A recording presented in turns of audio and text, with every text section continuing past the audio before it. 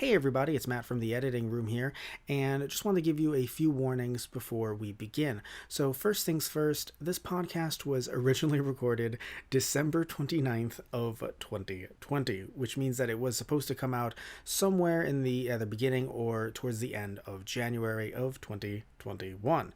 So there are going to be some dated references. At the time, I don't believe we even knew that Book of Boba Fett was going to be a thing. Although, actually, no, we may have heard a little bit about that, a little bit about Obi-Wan, but nothing concrete about it and about the future of the Mandalorian. And so, of course, Book of Boba Fett was not out at the time. So we are speculating on some things that I'm sure have been addressed via Book of Boba Fett. Now, the reason why this took so long to come out and why it's coming out now is because initially there was a problem with the audio where it did not record from the Blue Yeti that I have in front of me right now, but from a webcam that was a bit farther to the right of me. And I didn't really like the sound of it. When I first heard it, I thought that the audio was completely unsalvageable, nothing I can do. And then it just lay dormant for a while. Well, there was a lot of other stuff that we had to do for our other channels and just life getting in the way and all that stuff. So when I sat back just fairly recently from when this is coming out, and I really listened to the audio, I realized that it wasn't as bad as I initially thought. So I did adjust some levels and the channels from left and right and stuff like that, because again, it was heavily towards the right of me when I was listening to at least myself. But Tristan could be heard pretty well. I could be heard okay. So with some of those adjustments, I do think that the audio actually does work, but still, it isn't what we usually put out on the channel. So I thought that, or for our Podbean. So I just thought that maybe it would be best to tell you about this first rather than have you listen to it sounding completely off, and of course also hearing us discuss the quote-unquote future of Star Wars that is already here by the time this is coming out. So either way though, hope you enjoy the episode for what it is. Hello everybody, welcome to Through the Force. I'm Matt and I'm here along with Tristan. So Tristan, we've had this podcast for 4 years now, I'm going to say. Five, maybe, and we've officially decided to name it. And now you have a name. We're truly Groguing this whole thing up, really. Oh, yeah. Where, everyone's like, no, this is Star Wars Wednesday, and we're like, actually. I mean, It's now Through the Force, and that's what it will always be, and no one will ever say Star Wars Wednesday. Because that's how it worked with Grogu, right? No one says Baby Yoda anymore. Right. Yes. Doesn't the merchandise, like at stores, say Baby Yoda, or do they say the child? I don't actually know. I feel like they say the child. Probably, yeah. Or if they say the baby, it's in a thick German accent. You just see it written like the baby. I like to see the baby. Right on the. So today we were talking about Mandalorian season 2.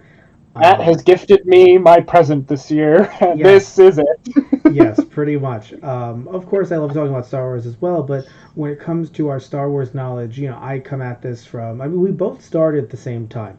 You just progressed more rapidly with the Force. No, because we both started. I was once the learner, now I am the master. Anyone new listening in, you and I, Tristan, we started watching it on VHS tapes. I believe like the same, not the same specific ones, but like the same release back in the day. My dad got me into it. Your dad and mom got you into it. Yep. And when it comes to the original trilogy, I don't know about you, but I consider that the best. And then 1, 2, and 3 came along, and for me they were more lackluster, but you really enjoyed them, and we've covered all of them a while back, so you can find that on our Podbean or those guys on the radio YouTube channel. But what matters is that we covered those. We had our feelings on those, both at the time they came out and just talking about them. But then you found your love of the Clone Wars, which we've talked a little bit about the first 2 seasons, but I have not gone farther in the Clone Wars. Haven't gone into at all Rebels or the other one. This is how much I know about. I mean, that's fair. I mean, Resistance. Resistance, thank you. They're so close to each other. I'm like, I don't know, man. So that's the whole point when it comes to animated and when it comes to novels. And when it comes to video games, specifically with Star Wars as well, that's more your domain. So the reason why is that we complement each other. We're like a womp rat and something else that hangs out with a womp rat. Uh, Luke's T16 back home. Sure, that is exactly what you are. The T16, you shiny hunk of metal, you, and I'm the womp rat. Um, Anyway, so the point is that is that we're talking about season two. For some of you that don't know too much about some of the fan servicey characters that appeared, we have Tristan here to interview. I will beat him over the head with a microphone. Just hey, tell me who this is. Tell me who that is. So a lightsaber, a laser. So what is that? No. Uh, what is a TIE fighter? oh Um, my. Okay.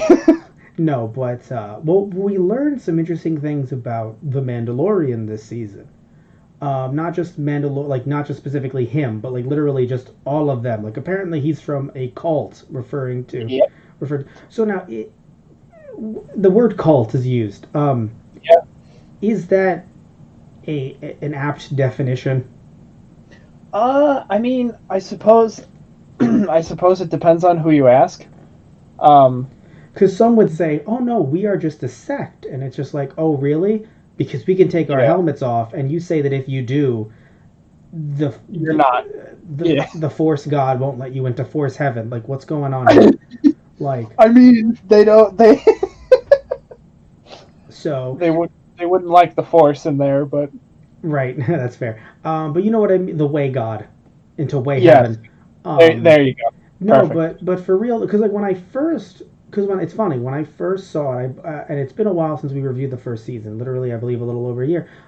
Yeah. But when we reviewed that, I don't think I found it like I found it interesting to see kind of like a not real just spirituality in general in Star Wars and seeing how that could actually work in Star Wars. Again, for all of you that read novels, Star Wars novels and whatnot, you're laughing at me probably saying that. But again, I'm a movies only kind of guy. So I'm trying not to. yeah, thank you. Thank you so much. You're such a good friend.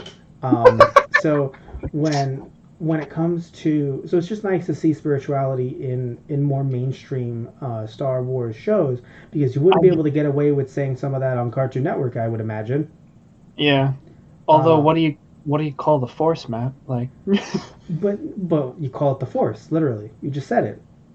okay, all right. Got him. I got him. I I, see. I got his ass. So no, but seriously though, but like seeing it in with Mandalore and with their culture, but Yeah. then now getting a bigger look at the bigger picture here and seeing that oh Guns no, literally are my religion. yes, that people look at him and think of him as this kooky guy, and I was like, oh, that's interesting Yeah. Well, other because Mandalorians looking at him. but I still found that very interesting because no, because it was other Mandalorians. But in all of season one, anyone else who saw him was like, yeah, no, you can't take off the helmet. That's normal. And like now we take a peek back, and other Mandalorians are like, it's not really that normal. Yeah.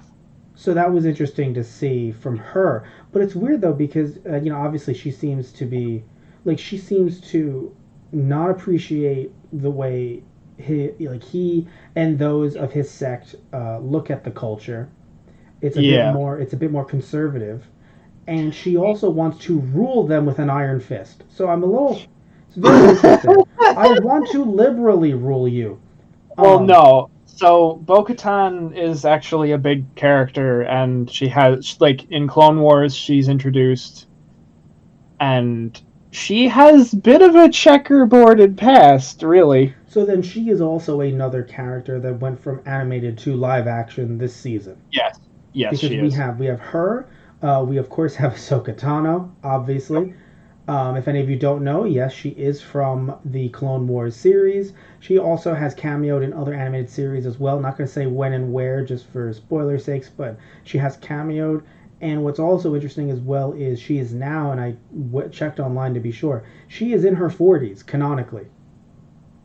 She was Huh. 14 in the Right. first movie of the Clone Wars, Right. The the one pilot that movie, you and I did not like. the one that no one likes to talk about. Correct. uh, There was some things I I liked mean, about it, but not a lot. I didn't mind, but yeah. So point being though is that she was 14 there. I would imagine Right. she was younger, but apparently she was supposed to be 14. So now she is, 45. That is all something that I also did not see coming, because you would assume there would be some kind of, in between look at her life. But no, we've jumped from. I mean, it's not like she was 14 for the whole of Clone Wars. Obviously, by the end of it, I assume Right. she was like later teens. Clone Wars spans a Yeah. while, and because it also went Yeah. into the last season went into episode 3. Yeah. Because the Clone Wars span over 5 years. Right. Okay. So, all right. So then that's fair. So, point being is that she is now like, so, because if someone didn't like her in that animated show, she was a child compared to now. Oh yeah, So like definitely. she's a full ass grown adult, which again is like Yeah. something that throws me off, because I remember her as this both animated, both 3D but not this 3D, and a child, and now Right. she's in her 40s. And also but now when you looking at Boke, her name is already escaping me. Bo-Katan. Bo-Katan, thank you. The crew that she ran with, they are also adapted from the Clone Wars series, or no? I don't know about the other two companions that she has with her specifically. Okay, because one of them was played by Sasha Banks, a pro wrestler that's currently signed with WWE. That's also my domain, more so than Tristan. So it was really fun to see her in the show. People were speculating, wondering if she's going to do more work with Disney and kind of outside of WWE, because Right. you have that WWE lifestyle that, for anyone that might not know about pro wrestling, you might think, oh yeah, it's all fake. The thing is it's predetermined, very much like the Mandalorian. You have a script, you know who's going to win and lose. But the difference is that while some stuff can happen when doing stunt work, the point of doing pro wrestling is the stunt work. So you Right. literally have pro wrestlers being like, yeah, no, doing pro wrestling is kind of like being in a car crash every time you're out there, and I'm like, Yeah. yikes. So even though it's set up in a way where you know who's going to win and lose, and the punches are not quote unquote real, if you will, when you see someone jumping off a 16-foot cell or something, you're like, how'd they do that? And it's like, well, they fell in a way Because that they didn't they did it. in a way that didn't break their neck. So in this Right. case, her being able to do this work is, a bit, I would argue, cushier in a good way. Right. A bit less strain on your body. And although it's funny how she busted out some wrestling moves against Boba Fett, the fact the fact that it was against Boba Fett is what Yeah, killed that you me. pointed out to me that she DDT'd Boba Fett, right? I was like, oh I fuck. believe I believe that was a tilt-a-whirl, because at first I was like, oh, it's a Oh, head scissors, and I'm like, no, no, no, it's not, because she didn't use her legs, right. but she had him in a headlock and then spun him around to DDT. I was like, I think that's a tilt-a-whirl DDT, and it's just hilarious to see her do that to fucking Boba Fett. Like, canonically, Boba Fett has been DDT'd.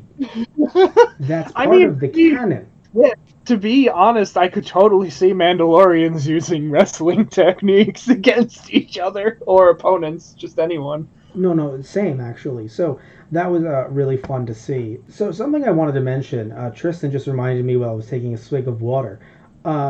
We had a sheriff, a man with Mandalorian armor, who is extremely important to things that I have not read. So no, no, he's never been adapted in any form outside of having novels written about him, right?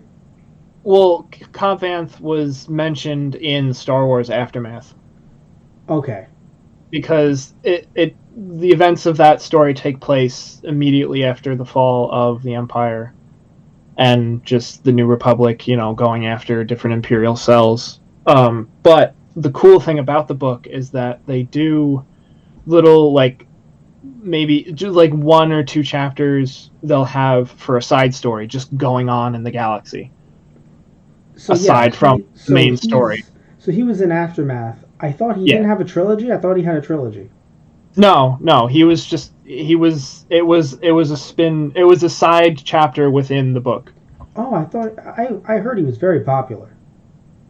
I mean, people liked the character, yeah. Oh, okay. No, because he sounds very cool, Western, a great way to kind of Oh juxtapose yeah. someone with Mando. And the fact that they got Timothy Oliphant to play him too was Yes, fucking beautiful. very charismatic. It just worked very well. Now, what I found interesting though was, so do you know anything about the character? And I ask you because it felt very odd that he was just like, I want to protect this town, and I will do nothing that will put them at jeopardy. And it's like, give me the armor. I will do just that. Like, it was a little odd. Well, I mean, I love the fact that he's like, so I get to thinking, you walk in here, you're probably not happy seeing me wearing this. So I figure only one of us is going to walk out of here alive. And when he says, yeah, and you're going to give me the armor, he's like, all right, I didn't think we'd have to do it this way. But he stares him down. Like, he's even got his helmet off, too. I'm like, dude, he's going to headshot you. Like, you know what's going to happen here, right? But he fucking stares him down. Don't get me wrong, that was amazing, right? What I'm getting, and even though I don't know anything about this character, it makes you immediately feel like this guy's a big deal, right? Yeah. But what I'm getting at, though, is, and I was asking you a question, was if you know anything about this character, because it just seemed like he was very ready and willing to give up this armor. Well, I mean, for him at that point, I guess he's done what he wants to do with it. Okay. So, because in the book, they do explain, like, there are a lot of pirates, like he says, like, what he did in that chapter within Aftermath is what he explains to Mando in that flashback. Okay, Granted, so then, I think it was a little bit, like, more than just, like, a group. Like, there were multiple groups that were, like, trying to vie for power to take over. Yes, he abridged it for the show. Right, exactly. But, no, yeah, okay, that's fair then. So he feels like he has accomplished it. He was more of, if I need to, I have the armor, but then once they got rid of the crate dragon... Yeah, at that point, like, the only other thing that he was worried about, that he says to him, like, look, if you help me kill that thing, I'll figure out a way to deal with pirates without the armor. Right. And that's fair. And, that's something that I really do enjoy that this season, and quite frankly, the show overall really does build on, is this idea that, like, look, just because you get rid of the bad guys doesn't mean that you all have a ceremony where you all have medals, and then you cut to the credits. Shit happens in this world. Right. Yeah. Especially the fact that he specifically says to him, like, it happened right after we got news that the Death Star blew up. And I love the fact that he looks at him, the second one, mind you. Yes. And they just see it over the HoloNet. They see the Death Star blow up, and everyone's celebrating. And then the mining guild comes in and says, all right, I guess we can use you for slave labor now. Wait, what? And then just shoot up the bar, and it was like, holy shit! Yeah, no, it doesn't mean that you sit there and you go, you know what? The Empire had a point about Force. It's like, no, I'm very happy that guy got shot in the chest. But, at the same time, just because you feel like, hey, there needs to be some type of order, it needs to be order in a very chillaxed, Congressy 1, 2, and 3 kind of way. Yeah. Without it. I mean, especially since, like, at the end of Return of the Jedi, Jabba the Hutt's out of the picture too. So, like, the Hutts are not controlling Tatooine as much as they once were. And then once the Empire leaves, now there's literally no one on the planet. So yeah, like, Tatooine's a pretty lawless place at that point. So literally anybody can come in. It's like, well, it's free real estate. Exactly. So again, you don't want, you don't sit here and go, yeah, no, order from the Empire, totally. But you also, something like the power vacuum needs to be filled. Well, and that would be the thing, like, characters that do, preach, oh, well, the Empire gives us order. It's like, that's where their position's coming from. But it's like, at the same time, it's like, yeah, then we'll get put under the thumb of you and live horrible lives as well. Sure, let's keep that up. Yeah, no, it's super weird because anyone who's like, the Empire gives us order, it's very much a privileged thing because it's like you are in the Empire who is in a higher up position. Like, right. I can't remember his name, Bill Burr's character basically said it best. Empire, New Republic, doesn't matter who it is, these people find it to be all the same because... Right, we're just invaders on their land. Exactly. So it's one of those... Yeah. I'm glad... Yeah, no, and he does, in a way, have a point. But at the end of the day, if you're going to choose one, you'd go with the New Republic, because at least they try to be democratic about it. No, of course. I'm just saying that that's obvious. But it's still good that he brought something, his character brought something different to the table, because... Oh, yeah, definitely. Sadly, we do sometimes with Star Wars media, because it has to be, very quick and tidy. it's shown in a way where it's like, this good, this bad. And it's like, well, of course the bad guys are bad. But why would Right. someone want a bad guy? And it's like, well, because they're bad. And it's like, well, that definitely happens. I Right. mean, again, like look at Moff. He's a bad guy. Gideon, he's a bad Yeah. guy. Yeah. But not everyone is Gideon. Right. You Yeah. know, I mean, look at Bill Burr's character, right? He literally was like, I saw what we did and I couldn't do it and I left. Yeah. Mayfeld. Yeah, Mayfeld, Well, thank you. He's yeah. I like, mean, you he gotta ends up. sleep every night. So I guess we're probably going to be hopping around a Oh, lot of throughout. course, of course. I was hoping to try and keep it in Oh, episode list, but nah, that's not going to nah, fucking happen. no. Uh, so yeah, there's something really important for his character. The fact that he drops Operation Cinder, which I vaguely like gave you a little blurb about before. I don't know if you saw it or not, Right, but you like, did. Let me check that out again. yeah, because it's interesting. If I haven't personally played EA's Battlefront 2, but there actually is in the I story have mode. it. Would you like it? Well, maybe we'll talk about it. Wait, you said you haven't played Battlefront 2. We literally played it on Oh our right, YouTube channel. Those yes, guys no, you're play. right. You're Oh right. my We did. god, he blocked it out of his memory. Look, man. But the fact, like, they go into Operation Cinder, and it was basically, the Emperor saying, "Well, if I can't rule this galaxy as Emperor, we're going to burn it the fuck to the ground. Open the lasers." And they're like, "Wait, on like everything, everything." And so even Imperials, it's basically how Imperials from Alderaan felt when their planet was blown up. It's like, wait, I joined your orders so that we could protect our homes and not have this happen, and now you're turning around and doing it to us. And that's why a lot of people on Alderaan like defected. But you have I the thought that same would have point been here. something from like Clone Wars because No, I it's something we've it, seen kind of happen in Clone Wars somewhat. Like, oh, you're with us now. Excellent, great. By the way, gonna murder you. Wait, then why do we choose to come with you? Honestly, we have no idea.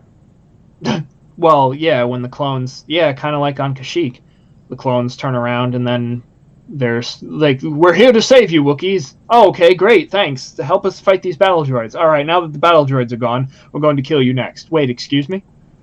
Yeah. So, but still, But the Operation the Cinder fact, is actually from a new video game that nobody yeah, played. Interesting.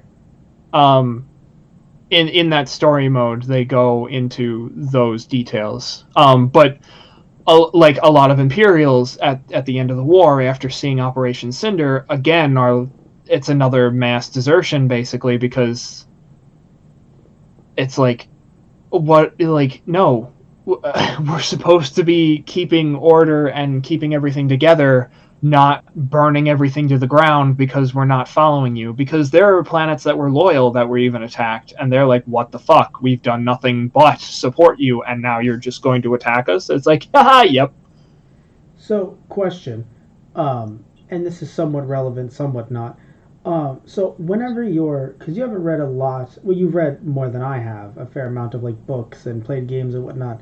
When you do that, do you feel, and I'm being serious here, like feel like as you're reading it, you're like, ah, fuck, I need like a calendar or like some type of like guide to be like, all right, this happened in this year of Star Wars, this happened in that year of Star Wars, or do you just feel like they told me it happened around this time? I know it's before Episode 4 or after or in between. I don't give a shit. I'm just enjoying the story. Like which do you go? Do you have like a planner with like just writing down like, oh, this is when this event happened? I mean, most of the stuff I'm able to keep together. It's more new canon stuff I'm kind of able to keep, because they try and keep in line with the movies and then like the new series that have come out, and like Did all of this that's fresh in my mind. did this help? Was this veering off into some bad places, or was it all mostly like, no, that guy, I know who that guy is, I know who this person is, I know what he's referencing, I know what she's referencing. This is all so close together in my mind that you were fine. Yeah, like most of the references like dropped in Mandalorian, I was able to pick up on.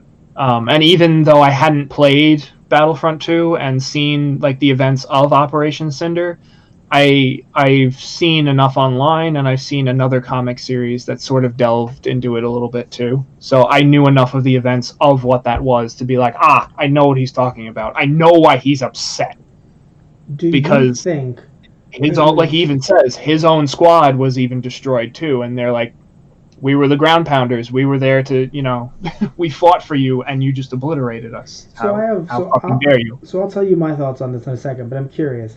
Do you think it was too much fan service for someone to follow who's only seen the movies?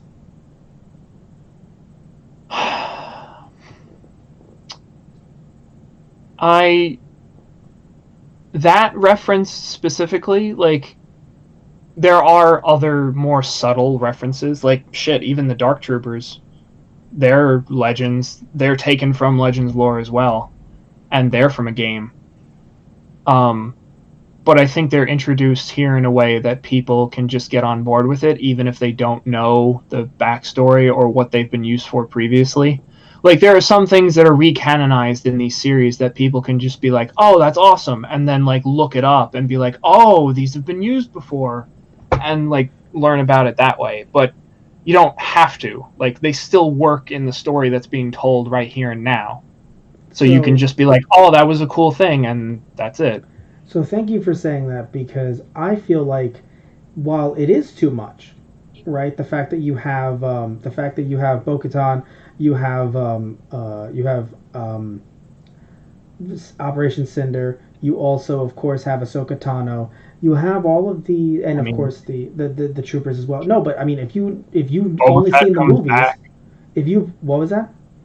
I mean, Boba Fett coming back. Well, no, if you've seen the movies, then you at least know that that's Boba Fett. You don't know who he is at first because maybe you don't remember the actor from 1, 2, and 3. But Oh, I guess if then you've seen 1 to 9, then the other big reference then for me would be dropping Grand Admiral Thrawn's name. He's thank you for reminding me about Thrawn. But here's my yeah, point. While that's all true, I still feel like when looking at, I believe it's Dave Filoni. yes, Yes, when looking at Dave Filoni and his team, they, like you said, perfectly. They have a great way of bringing it to the series in a way where it's like, if you know about the fact that it's fan service, you sit there and you go, oh, okay, they're doing this. Wow. yeah, And if you don't know who any of these people are, you're like my mom, who says, I love this show. And granted, she's only seen every movie once. right, And I don't even think she's seen the latest three. So 7, 8, right, and 9, I'm not sure if she's seen all three.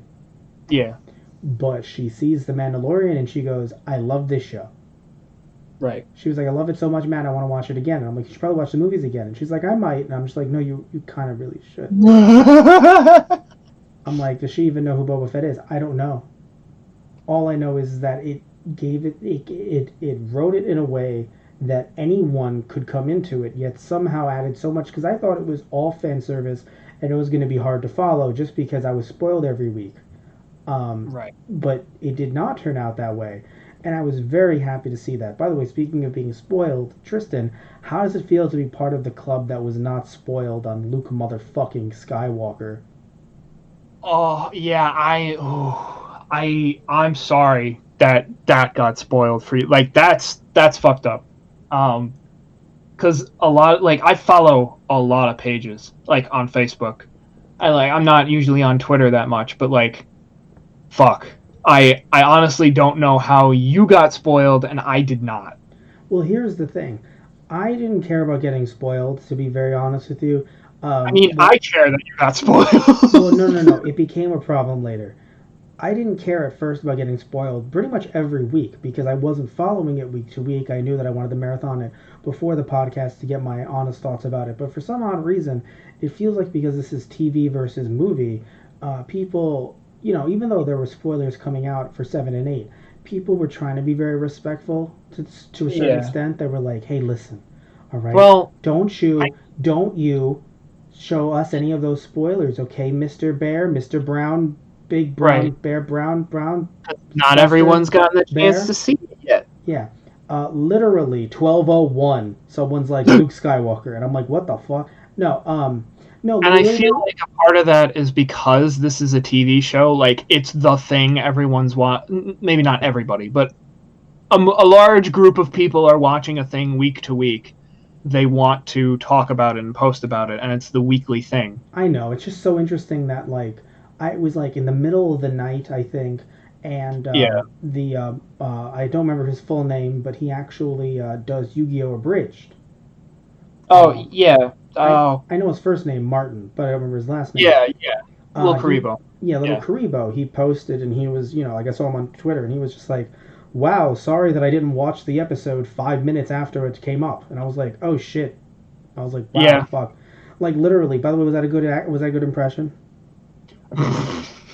Yes, your horrible British accent was great. Thank you. That was not a good impression. But the point is that either it was like 3 in the morning or something, and he was like, "Wow, seriously, that's like almost verbatim what he said." And I was like, "Jesus Christ!" Like, and then I did see Mark Hamill jokingly say, "Did anyone see anything good on TV lately?" Oh The god, yeah, next I day. saw that too, and I fucking loved it. And I'm like, oh, he's just supporting the show because of course he fucking loves it. Well, no, I didn't know why he said it, but I was like, hmm. Like I was like, Right. that's weird. And then I saw someone talking about it, but like I didn't care about it because it was all in text saying like, hey, is it a good idea? Or someone saying, hey, you don't have to compare 8 to this. You really just don't fucking have to. You can just like or dislike both, whichever. Right. It doesn't matter. You don't have to immediately compare any little thing. All that stuff on Twitter. Yeah. And so then what happened though, where I got mad, Tristan, was this is actually a reminiscent of how I got mad at Dragon Ball Super. Um, because I go Oh on, right. because I go, and I'll explain it to everyone a little bit later. So I go on Facebook, and for some reason, Facebook suggests a meme page to me. And on that meme page, I then see Luke and R2. And I'm like, I didn't know R2 was there, so that's kind of sad because R2 somehow means more to me than Luke Skywalker. And and seeing Luke's face, I was like, I just didn't know how they did it. That was like the last bastion of something I was interested in. How fucking dare you? And again, it was Yeah. Facebook suggesting a meme page. Right. Wasn't one that I followed. I don't follow meme pages. Yeah. So literally, it was the dumbest thing. Now, the reason why it reminds me of Super is because there's a movie called Dragon Ball Super Broly that came out, oh god, nearly 2 years ago now. Yeah. It's 2 years ago now.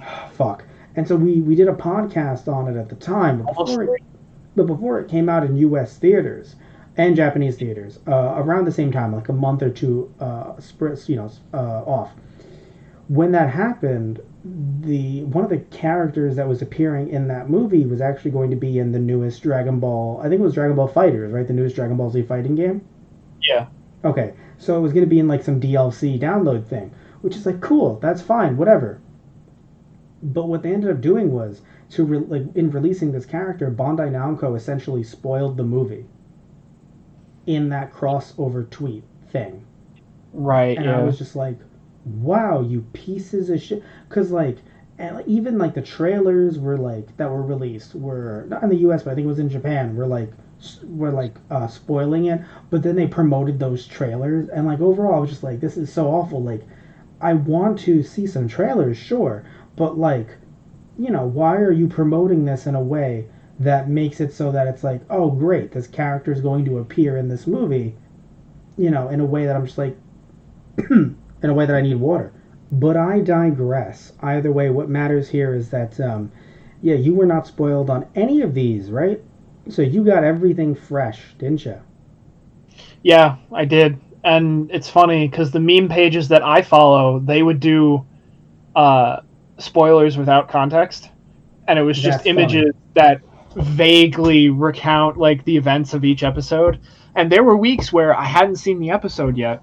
It was like the next day, and I hadn't seen the episode yet. And I saw a few of them, and I'm like, oh. And it still didn't spoil me, but I was just like, I could vaguely understand like what do they mean by that one, and it was just kind of fun for me. That's And then the actually ones that I fun. saw the episode of that week, and then I saw the memes for it, I'm like, oh, that's fucking hilarious. I've seen some of those. Those are funny. Yeah. But yeah, so which one you think is is the best kind of fan servicey thing? Because like, because it's and I'm sure it's hard for him to choose. It's like choosing between his children.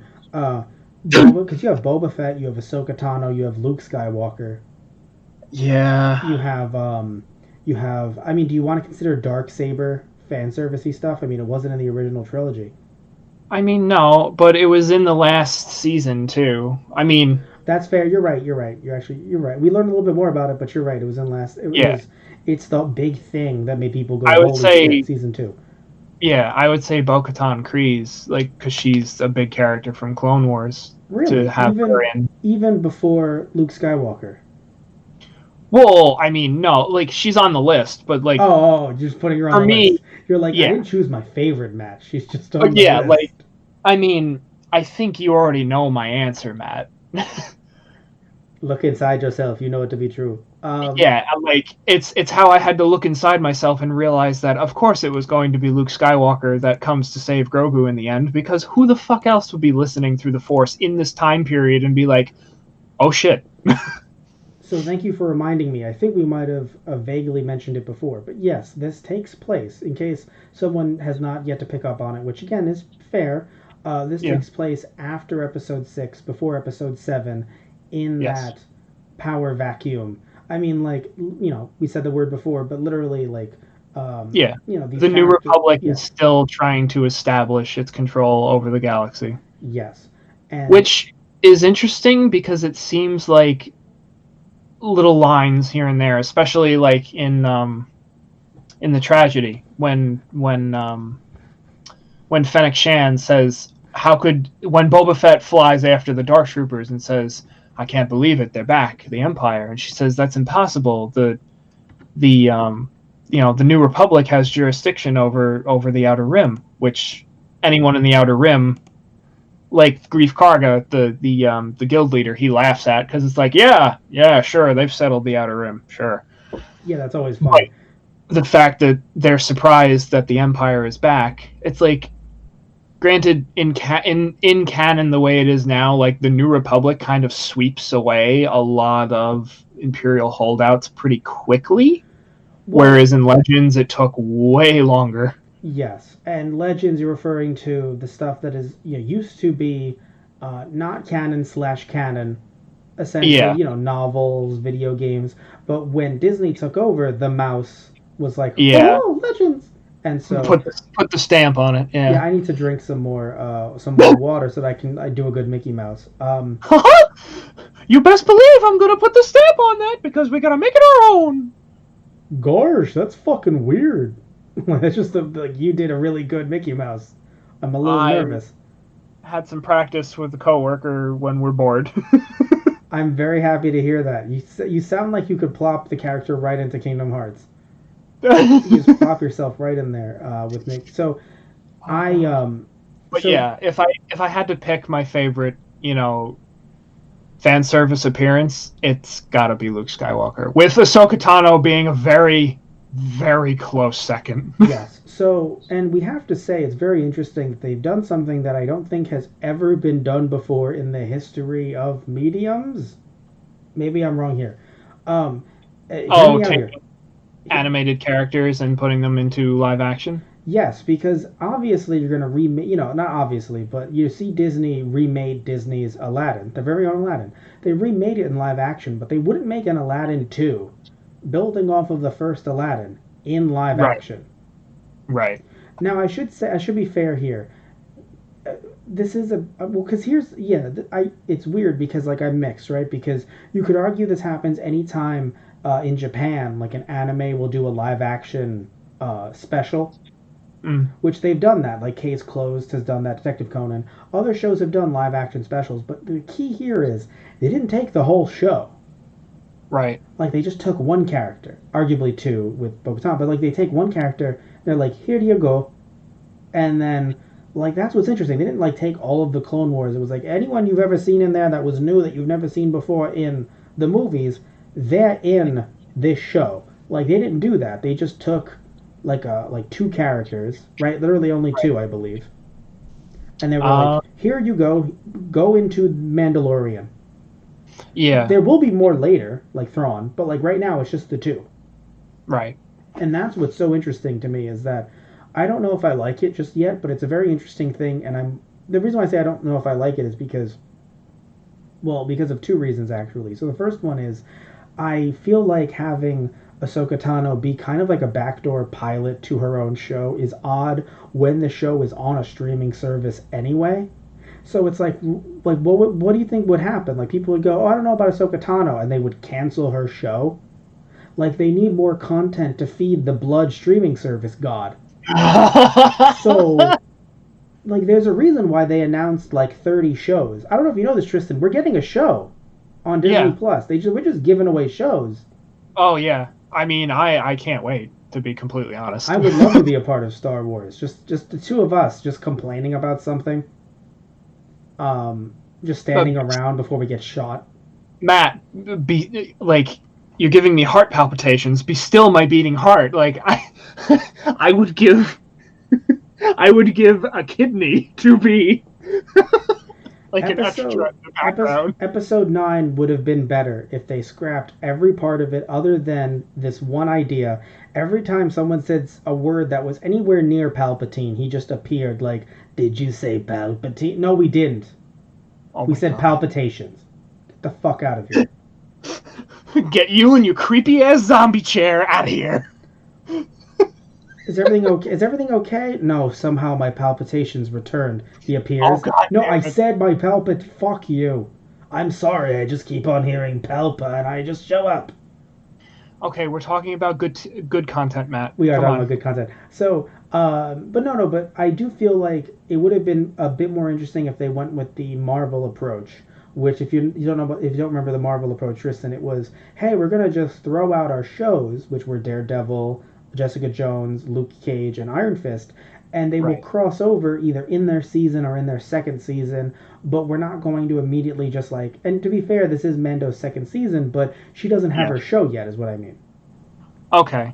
So Yeah. I would have found I it feel like interesting if like it I would feel have. like we're definitely building into that direction. No, we're building. Well, I mean, obviously they announced her show, but what I'm saying is that it just feels odd that like I would have preferred Rosario Dawson playing this character first in a show, and then maybe having Mando appear and that being odd and interesting and intriguing, something we didn't expect, and then having her, do him the favor of appearing in, the next season, whatever that is. Although, of course, again, the way Filoni and his team set this up, it made perfect sense. She was not in any way. She didn't. It didn't make no sense that she was there. That's the most interesting thing about it. If anyone says, "Oh, her appearance didn't make sense," that would really throw me off because again, just the way they set everything up, it led into it, beautifully. Right. Like it's like, Yeah. hey, we need Jedi because of little Grogu here, which is getting very hard for me to call him Grogu because he's Baby Yoda, but I'm trying. He wants to be called Grogu, so I feel like I have to call him Grogu. But Yeah. the little one, hey The kid, child. the baby. The baby. You have to call him all four every time. Oh my God. He needs to find quote unquote his own kind, which I thought were going to be other people in his actual race, not Jedi.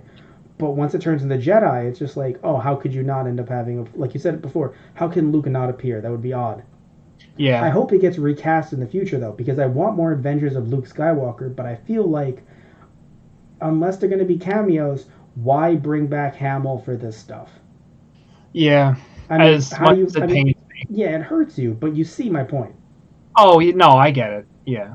Again, if we're gonna have him in a larger show, like if he's going to appear next to Ahsoka Tano, I understand the idea of like, no, but the visual you want to see it be Mark Hamill. And it's like, yeah, but he's 69, Yeah. nice. Like Nice, but come on. he can't like no, but really though, like they had to. Allegedly, he was on set and he was Luke. I guess they must have CGI'd over his own face, which you could tell that they CGI'd over someone's face. Yeah. So the thing is that, like, again, that was a 1 minute scene. But if you're gonna have him talking to Ahsoka Tano for any more than a minute, Yeah. just recast him. It's okay. You Which know? is funny. I honestly don't know if they will ever meet. Like, I know that might sound crazy, but like, No, just I the think fact I that, think they would meet because remember, we're at the point where everything in the original trilogy already happened. yeah. She will in no way affect him negatively going into 7, 8, and 9. Oh no, yeah, of course not. So there's no reason why they can't meet. And Oh no, literally, he's like like, there's I no hate reason my they can't. dad. What? I just mean in the sense of like the paths that they're on in their lives. Like they're like obviously both of them travel around the galaxy a lot, and like it would be hilarious if they didn't bump into each other at some point. But I mean, the show has already done what Lucas used to do in the sense that there's a lot in this season that could be happenstance that ends up coming together. You know, large galaxy, but people end up meeting that you're like, really? They met each yeah, other? I mean they are important people, and things like happen around them, Yes.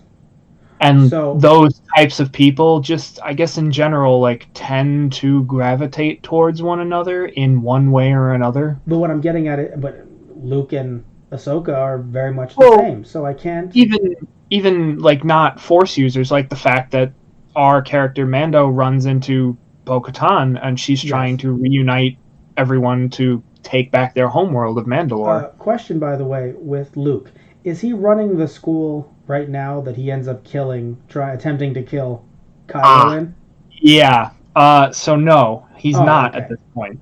Okay. Um, this is.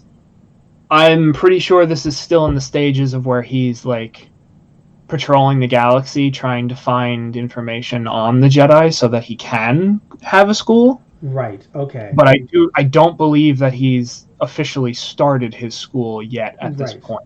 And how old when he was like running it? How old was little Ben when he was training him? Um. Well, it's funny. I We don't know think. we know where it ended. I'm pretty sure he said he was 12, 13, but I don't know where it started. Yeah. Well, because I don't think Ben is even born yet at this point. Okay. I Because thought he's he'd be a young. baby because it's Yeah. been No, I months don't since. think he starts training him like immediately. No, no, no. Of course not. Um. But no, I'm just curious because again, like the timeline now that they're getting so close to each other, it's starting to make Yeah. me think. Right. No, that's what a lot of people were kind of like. Wait. So Grogu's going with Luke. Does that mean? Oh God, no. And I'm not gonna lie, I had that thought too, but I mean Grogu escaped one purge, why couldn't he escape another? My brain is foggy. I was under the impression what happened at the school again? It's been years, and my mind Well, has tried to forget. yeah. Ben falls to the dark side and he ends up destroying Luke's new school, new academy for Jedi. Oh, sorry. For some reason, I imagine him getting upset because again he sees Luke at night, and then he gets angry, but then he leaves. I forgot that he ends up going Order 66 on those kids. Yeah. Um I he it's interesting. I don't I know comics may have touched more on that. And I Oh, actually just picked up one that delves a bit more into that, but oh, they only so show you like the after shots. So I don't know if he fully like slaughtered everyone or whether he just destroyed the temple. okay. Baby Yoda It's walking a, around. Fuck is this it, shit? it's a little bit of both, I think, because he ends up killing a few people, but it's because they go after him, and he's like, "I Right. gave you a warning." He said it just like that. Like he was 12, but he still was like, I gave you a warning. Yeah. Well, He's I don't know how old he was at that he's point. like 8. He's like, listen, I told you all. Just his voice is like, how old are you? Jesus. He sounded like that since he was born. He's just in the waiting room in the hospital. Like as he's born, he's like, whoa, whoa. Oh my god. Either way, what I was trying to actually get at Tristan was is that so this is Boba Fett's quote unquote son. Now again, for some people who are a little bit confused, thrown off, Wait, what?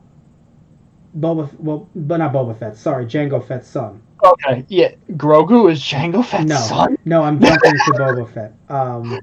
Okay, you're Uh, switching I'm characters now. I am switching characters. Yes. So no, but it's very relevant to talk about only because he is played by the same actor who played Django in episodes 2, Yes. not 3, just episode 2, right? In episode 2, yes, Right, right. because So Mace Windu ixnays on his head A. Yes. So he played him in episode 2, and they said, let's bring you back for Boba, because that would be really neat, and this is a way to show that, hey, he didn't die, he's actually still alive. How neat is that? But you said something interesting. You were saying, why didn't he end up going after the sheriff who had the armor before Mando did? Yeah, that, like, I've seen people talk about it online, and that's one of the only things that I kind of... I look at it like, wait, why didn't he do that? I assume what they've done is, in the book, he's going to say, I was incapacitated for, like, a long time, dudes. Oh, yeah, Like, I it was mean, pretty bad. Like, I was just like... I think it was also the fact that, like, he still had a ship lying around, and it was like, wait, you could have left at any time you wanted? But it's also the fact, I heard people, like, on one of the channels that I follow, Star Wars Explained, was talking about, like, I mean, he had a lot of shit going on at the time. You know, maybe he was at a point in his life where he's like, maybe I just forget about it, or maybe the defeat was weighing on him so heavily that he's like, oh, I don't deserve the armor anymore. And Yeah. at some point, some events lead him to see the armor and be like, all right, you know what? Now is the time. I'm going to go get it. Yeah, and he was probably just about to go talk to, Vanth, and then he's like, oh, now this schmuck has it. All right, I guess I'm following you now. Yeah, so we don't know anything about the book of Boba Fett other than it exists and Boba Fett will be in it and it will be his show. Right, and the fact that he takes over the Jabba's old palace, like, yes. He deposes Jabba's old, right hand, and he just sits on the throne. So I'm like, oh shit. Well, because we assume he's gonna rock it. Yeah, we assume the show is going to continue from there, but it could do easily a mix of both, continuing and also showing flashbacks from time to time that are relevant to the show's plot. Right. Just in a way to kind of get people to understand what has he been doing all this time, because it's not like that much time, to be fair, but again, you died, and it's been months since you died and the Empire was destroyed. Where have you been? Right. Has it been months or has it been years since the Empire has been destroyed at this point? I feel like it's been years. Not many years, but like a handful. So it's been a decent amount of time since you were pooped out or fought your way out, whichever one sounds sexier. Whichever one you decide to tell people at the bar. Yeah, whichever one you tell people at the bar about, But still, like, whatever happened to you, and now your armor's gone. Like, what happened to you in between? And also, it looks like he has. I mean, we didn't see him without the armor in 4, 5, and 6, but like, he looks like he has considerably aged.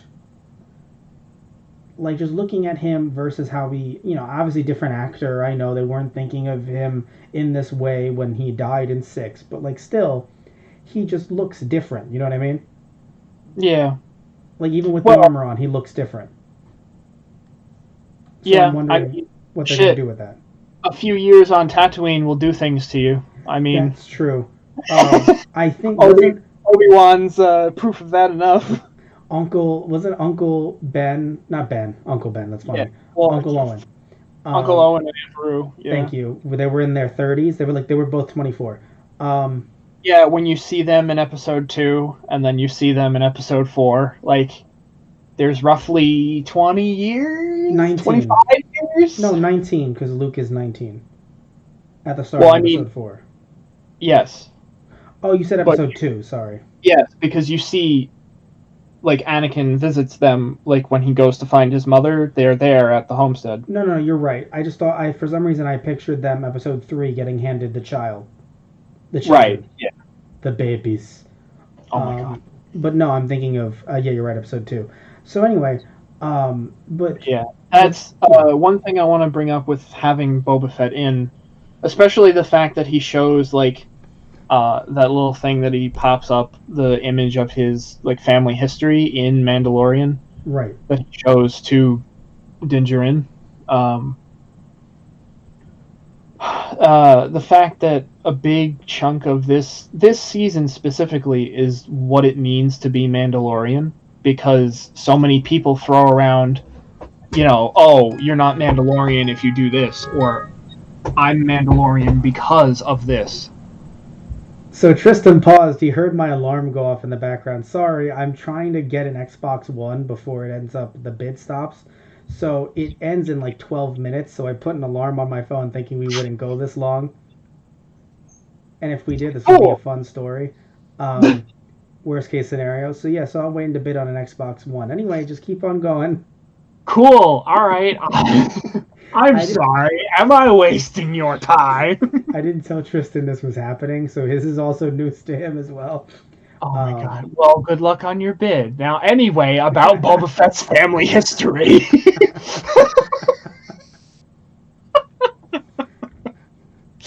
Pay attention, class. Please stop being rowdy, class. Please. Oh god, yeah, I'm the fucking 3PO unit teaching the class with Baby Yoda. The fact that he uses the Force to steal that kid's cookies, I fucking lost it. And then he vomits them up later. And then he vomits them up with Mando doing fucking stunt rolls in atmosphere. Oh my god. Could you imagine him talking to the other kids and being like, if he stayed in that school? Oh yeah, that was the other spinoff that I said to Matt that I wanted. I want Baby Grogu story school book days. Oh god. Him just like telling the class, like show and tell. It's like, this is my dad. This is my Mando dad, and he's the best. We go on thrill rides and blow up Empire stuff. I don't like Empire stuff. They make me sad. But then Dad goes and uses his cool flamethrower and gadgety things on them, and I laugh and clap my hands. And this is my mommy. She's new. Her name is Boba Fett. And I love her very much. Oh God. You're like, who's the mom gonna be? And it's like, it's Boba Fett. Because, like, it's like, why do you think they're mom and dad, Grogu? Well, they look the same. So, that's why. A little bit of clone humor. Oh, that no, was I meant more like they both have the Mandalorian armor. No, I know the armor. The amount of times that Din Djarin, the Mando, walks in and says, "I'm looking for someone." Oh, who are you looking for? They look like me. Oh yeah, I know somebody that looks like you. Yeah, the bartender just kind of like looks him over, like, you mean the armor or like your face? Because like I can't see any of that. Speaking of the clone thing, though, I was trying to get at this before. Thank you for reminding me. Yes, so the reason why it's the son of Jango clones. Speaking of, clones have also been in the Clone Wars. Shocker. But it's funny that Bo-Katan was like, "Oh yeah, I've heard your voice 1,000 times," because the actor that I forgot his name, but he's number four in Codename Convictor. He does the voice of all of these clones in Clone Wars. So he's essentially doing an impression of this guy's accent for like the entirety of the show. Yeah. Oh wow, shit. Yeah, you're right. Yes. That's funny how it just took you. Well, I'm looking. Because I know his name. I need to look it up now. I think Scott or something. So I feel bad because like he's a really good voice actor, really talented. Yeah. Holy shit. Anyway, so point being though is that he is his clone, but like you say son. I feel like because that's how they played it off in the movie. But basically, he is his clone, and all these years later, he has been like he was retconned into his. What I think is interesting is he was retconned into being his clone. And the fact that even though people did not like that at the time, because that's what's really funny. Now you have people saying things about 7, 8, and 9, and it's just like, oh, remember 1, 2, and 3. And some people that are complaining were not around for 1, 2, and 3, like you and I were. So, people were very frustrated with Boba at the time. And so now it's interesting to see the same actor come back, kind of do a better job at it, do some great action scenes, and kind of take this character in a different way than the show or than the movies did. And kind of redeem this character in the way that everyone really has been clamoring for a while now, in a way that is so much better than a movie could have ever been. Yeah. Well, because now they just, like I said, like they have time to expand on all of these characters. Like I said before, like I like the concept of Boba Fett's character. I never hated him or like. I know I've made some jokes, and I'm sure I made jokes about it. God damn it, Matt. Sorry. I was actually about to turn it off, and then it turned on. I'm like, thanks, asshole. And I know, It's literally like, the second you talk about Boba Fett. What the fuck is wrong with yeah, you? your phone just really likes Boba Fett. Yeah, right? The fact that Boba Fett kind of gets punked in Return of the Jedi. Like, you see him on screen for a little bit, he looks really cool, and then gets punked real quick. Yeah. But now, like Boba Fett, like, smashing in stormtroopers' helmets with a gaffy stick, like, my god. Yeah, I have to say the fight scenes did not disappoint. I was worried that they might disappoint in this season. In fact, what I loved is that because sometimes it's not so much how many times you see the same fight because they are different types of fights, but you still wonder can they still bring it to the table in a second season? With everything they gave us in season one, and I feel as if they did do what they could. They did what they did, and it was good. But yeah, what was also D. interesting Bradley is Baker. That's the name of the guy who does the clone troopers. Thank you. I don't know why I thought his name was not any of those. That was killing me. Thank you. What I was going to say, though, is that I love how, by the way, at the end, you have all of his friends together, a much bigger army of friends, if you even want to call them that, kind of helping him bring back the baby. Because it just shows you how this character is growing, how this universe is growing, how everyone, cares about each other, or at the very least has an end goal that aligns in a way that makes sense. Because, sometimes some shows, it's just too much drama. Right. You know what I mean? Where it's like, oh, I know that our goals align, but for some reason I need to hate you, so I'm never going to even work with you. And it's just like, why would you not do that? Right. Well, I think it's interesting here too, because a lot of it, like for Cara Dune I keep forgetting his name, but the guild leader, like they both come back to help Mando, like they repair his ship, and they're like, when he comes back to say, hey, I need help getting the kid, they're like, all right, we're on it, like, because they've worked together, like they've been entwined enough at this point that they're like, yeah, we're buddies, like we'll give you a hand. But the fact that Boba Fett and Fennec Shan, like they have enough, like Boba Fett is an interesting guy, because where one minute he's like, yeah, I'm gonna murder the fuck out of you, and the other minute he's like, well, I promised to help you protect the kid, I promised to return the child to you safely once I got my armor, seeing as how the child is not with you right now, I'm duty bound to help you do that. I mean, and even with Bo-Katan, or even Mayfeld, that's the one that struck me the most. Like, he's like, hey, look, you could just drop me back on the prison world. Like, I ain't doing this crazy shit. You guys are crazy. And they say they have the kid, like, he took the kid. He's like, you mean the little green guy? And she's like, yes, the little green guy. And even Mayfield's like, well, fuck, they have your kid. I mean, all right, I guess I can't say no to that. It feels like the people that end up getting surrounded by or surround Mando seem to be very much like, look, I'm an asshole, but like it seems like at the very least they are all, because they are not Empire, they're not the kind of people that are like, oh, yeah, kid, we don't give a shit. Right. Or even like the woman at Tatooine that he keeps landing in her hangar, and she's like, all right, what do you need this time? And like, she's so happy to see the kid. I love her so much. She's hilarious. Yeah. Everyone's just so happy to see the kid, and like, I guess it kind of actually touches on a deeper, like, just human emotion of like, yeah, you want to, like, it's a child, like, of course you want to see the child happy and safe, Exactly. So like that's just it's a nice thing. What I like, don't know, you see all the rough and gruffness and like war torn, just everything in Star Wars, and you kind of it desensitizes you to the fact that a lot of these characters, it's like, no, they're still people. Like, shit, even Boba Fett says it. I'm just, I'm a man just like my father. I'm a simple man trying to make my way through the galaxy. I'm so glad he said that line. That was Django's like best line. Yeah, no, he's just some dude, like it's, and I enjoy that they're trying to make him like, no, like I'm a badass, but I'm also just some dude. I'm not, like it's nice that they can lean into like, okay, he's tough, but he's not like the chosen one. Right. Like, we can still lean into Killing Machine Boba Fett of Legends, But at the same time, we can still drive his character to be like, no, I'm still like, yeah, I'm cloned, but like I'm human. Yes. I am a human.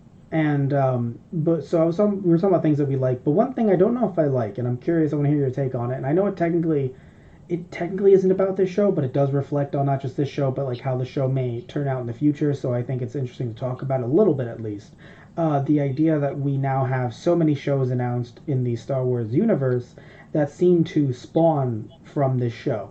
Not that they couldn't just not have spawned them from this show, but we have a few coming from this show. Now, it seems like we're not getting a season 3 in 2021.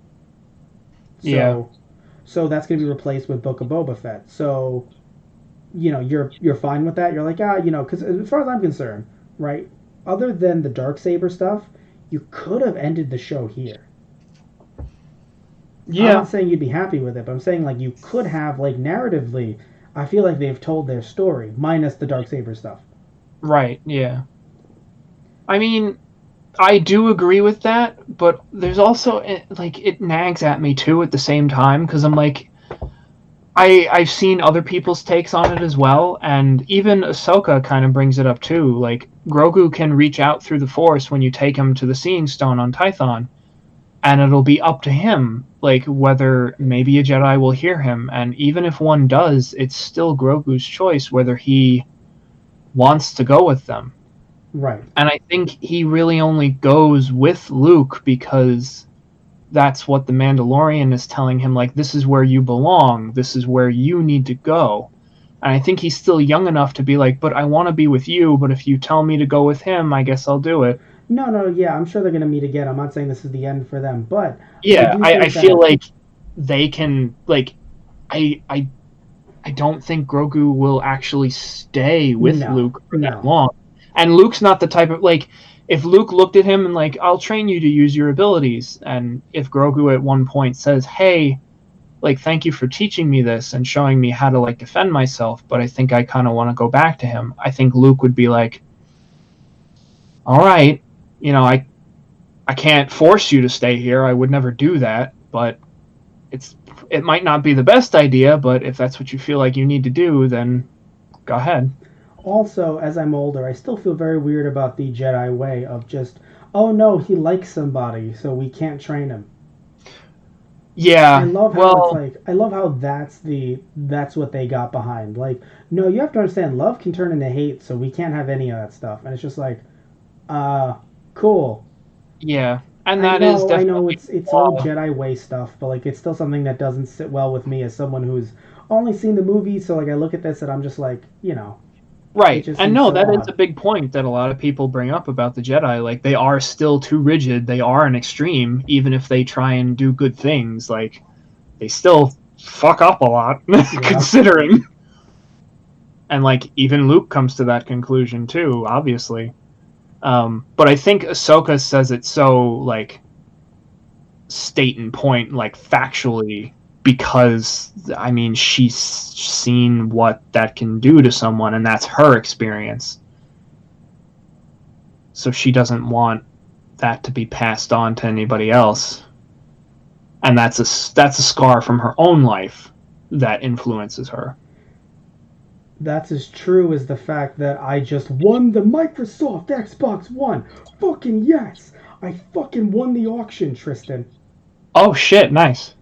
Well, Yes! you heard it here first. Oh, Jesus Christ. No, because like I got a Microsoft Xbox One. I love how it just reads up there Microsoft Xbox One. So I'm just saying, like, no, but I got an Xbox One, the OG one, for with shipping, it's $138 with two controllers Oh. and some games installed on it, and the little Connect thing. All I care about is I need to end up getting a power cable for it because that Xbox 360 one you lent me does not work with this, sadly. Okay. Yeah, so I have to get a power cable. But other than that, I got this for under 200. Sweet. The reason why I want to Tristan is because you can play games. I bet you there's some Star Wars games you can play, but there's some Oh other yeah. games you could play from the OG Xbox and 360, and they look better, and you can record footage directly from the console. My 360s are vacuum cleaners now, the way they sound, so I'm a little nervous about them exploding any day now. Well then. So anywho, yeah, no, back to the Star Wars stuff. So you're 100% right about Ahsoka. I was listening to everything you said. I swear to God, my sphincter was getting tight with fear. So anyway, but in all seriousness though, she does have her own hangups. You're right. It's not just the Jedi way thing. It's also, I mean, she's seen a lot of shit. Oh yeah. So I do understand that. Um, the way I look at it, I just think that you're right that there is more story to tell. There's at least 1 to 2 seasons more of story to tell. But what I'm also saying is, how do you feel about like like I guess the Thrawn stuff that she mentioned, which he's a character from Clone Wars, as we said before. Well, he's from Rebels, but Sorry, thank you, and Rebels. also a Legends character. Thank you, Rebels. Biggest. So when everyone is like, okay, so he really doesn't know. He wasn't humble. He was saying he didn't know and he doesn't know. So yeah, so Rebels. So he's going to appear, but so he's not dead in Rebels, I guess. Like this takes like. Does this take place during Rebels? And it doesn't take place during Resistance because that's episodes 7 to 9 shit. Yes. But does this take place during Rebels? I guess. So no, this would be after Rebels. Oh, okay. So then he survives Rebels, I guess. Oh, well, that's the big thing. Oh, so people are confused. You're left on that cliffhanger at the end of Rebels. Interesting. Okay, so that's and then cool. another character disappear. That's So all then, I'll say. Yes. So I'm curious. Do you think that? So again, you obviously like Ahsoka Tano, but do you think this is a good idea to bring her character in this way from cartoon to, live action? And do you think it's going to be fair if they bring her back to cartoon anytime in the future? Honestly, yeah. I mean, I've seen Ahsoka in multiple mediums now. Like, granted, it was from animated to a book, but No, I read because let me word it like this then, right? So you're watching a Marvel movie, right? And Marvel movies, even though I like all of them that I've seen, there are far too many if you're trying to get into it, right? Imagine if I told you, hey Tristan, the story of Iron Man will continue in this animated miniseries, and then the next one will be a movie that will tie into that miniseries years down the line that you then have to watch to get the movie. Yeah, I mean, if this is if it was me just jumping into that, trying to catch up on that is a bit daunting. Yes. So then, but do you think so? We already talked about the fact that. Sorry to interrupt you, but we already talked about the fact that it doesn't seem as if they're doing it in a way that's bad necessarily. Right. Like so far, they've done a good job at introducing it in a way that anyone can understand, regardless if you're a super fan or not. I don't know if her show is going to do a good job of it though, because now we're introducing Thrawn, who like was from Rebels. So like, I don't know if they can just explain it away with a couple sentences and then call it a day. I mean, she was also. She's also in Rebels as well. No, so, I like, know she's had cameos in other animated stuff, but like yeah. she's someone So like who. she is tied into those events as well. Yes, So but it again, makes sense that she's looking for Thrawn. oh, okay. No, no, no, no. I'm not saying that it doesn't make sense if you've seen it. I'm saying like, I wonder if it will still make sense to those who have not. Is what I mean. I mean, yeah. If all you've seen is the movies, then no, her series is probably going to be difficult for you to follow.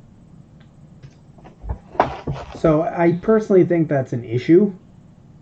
So I mean that's just my take. I'm not saying that it'll be a bad series in terms of quality.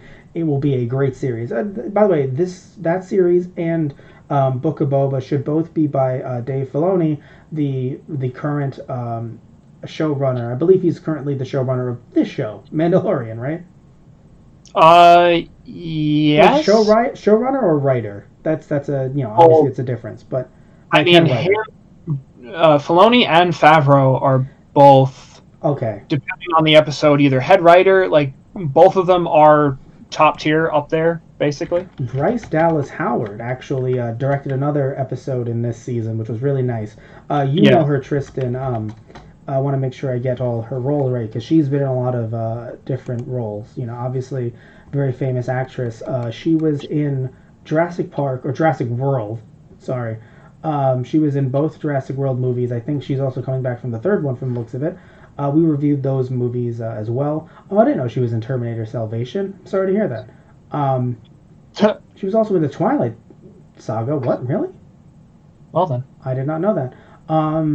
Oh God, she was Gwen Stacy in Spider-Man 3.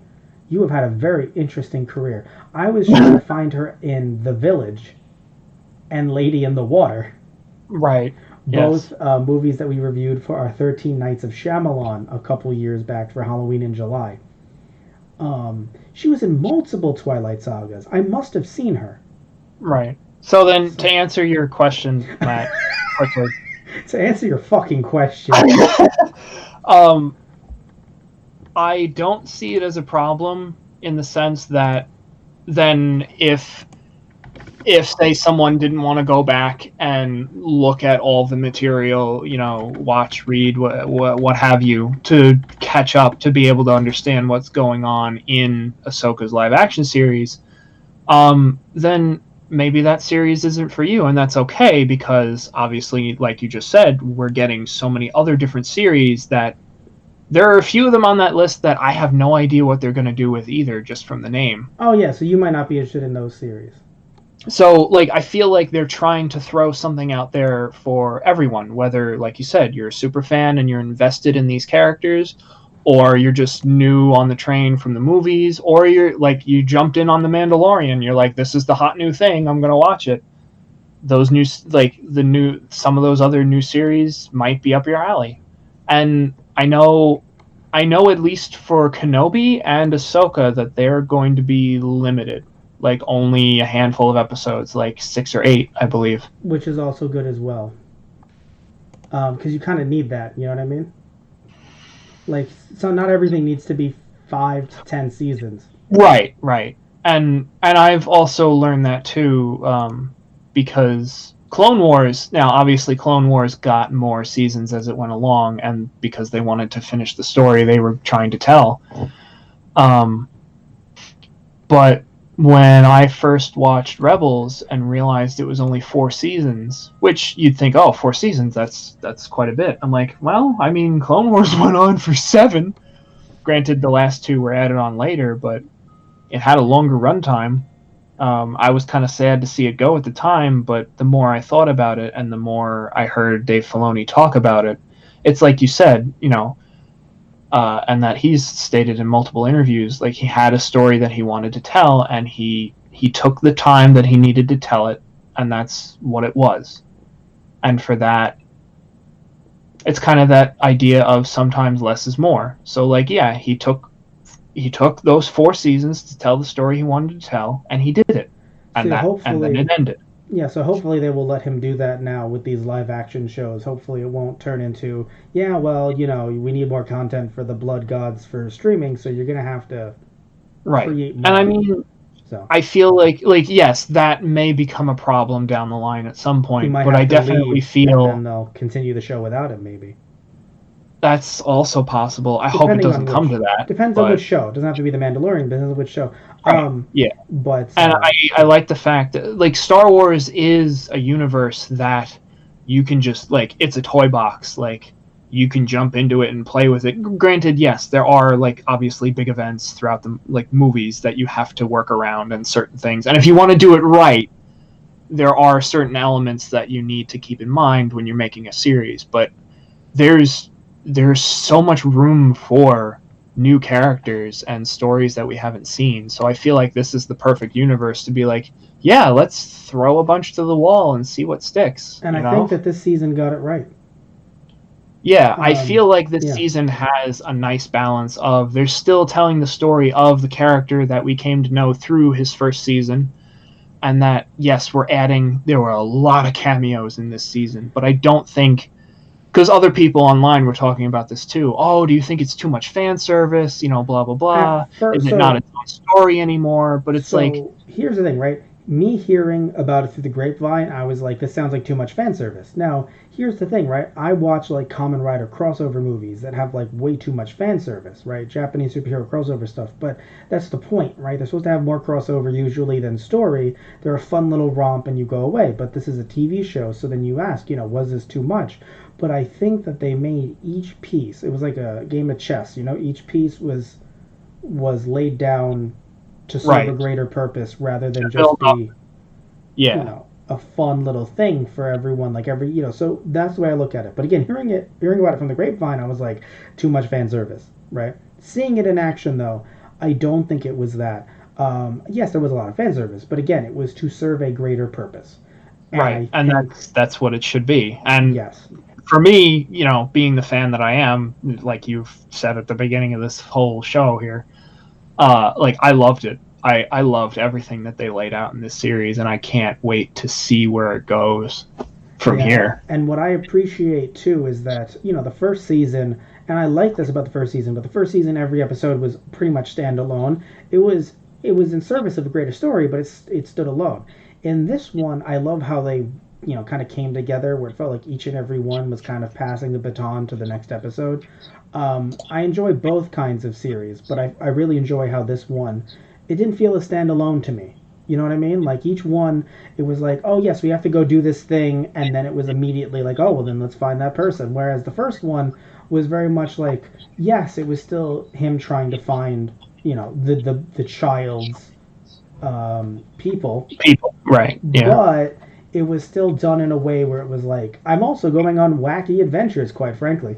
In this one, it right. felt less like, oh, I'm going on wacky adventures, more like, look, we got to do the thing to do the thing. Like in season one, it was we got to do the thing, do the thing, do the thing. In this one, it was overall like, we got to do the thing in this episode, because if we can't, then we can't do the thing next episode.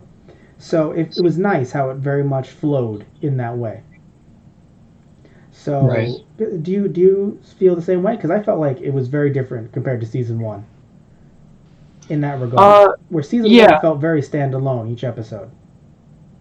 yeah. Like I, they were definitely building up like little plot lines here and there. Like they were planting the seeds for this season. And Definitely. like in the first season, you didn't see you. There's no way you could see how they would all like come together. Yeah. At that point. So yeah, it feels very standalone.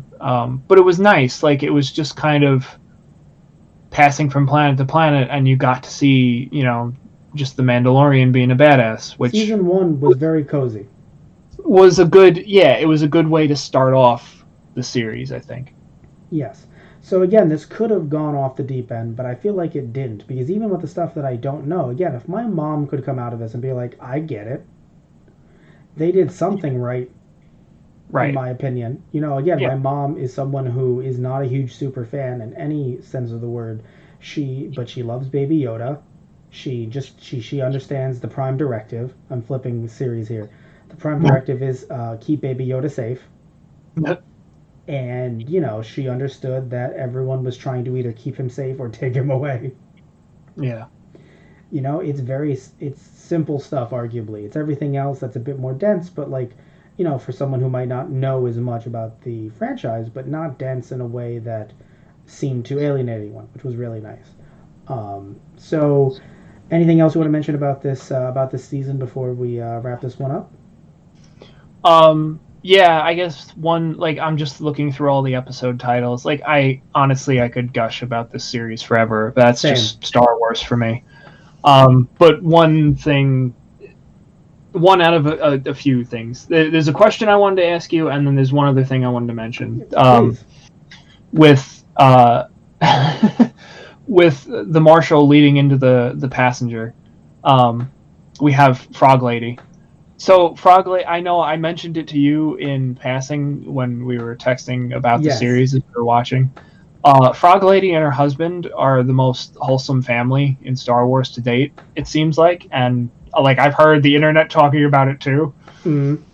because I really can't think of, other than maybe like Bail Organa adopting Leia into, with his wife into a loving family. Granted, Alderaan gets blown up, so that ends that. But just to see two people and their children be reunited, and they're just living their little existence on a planet in a fishing town, it's just nice, because the galaxy, like all you ever focus on is this war-torn galaxy and how broken people are, and yet, you know what? Let's just have this happy family. Let's have this happy frog family right here, and it's okay. Nothing bad's gonna happen to them. They're gonna live. And it was a nice little underrated thing. It didn't come at it wasn't the first episode, it wasn't the last episode, it was just 2 and 3, right?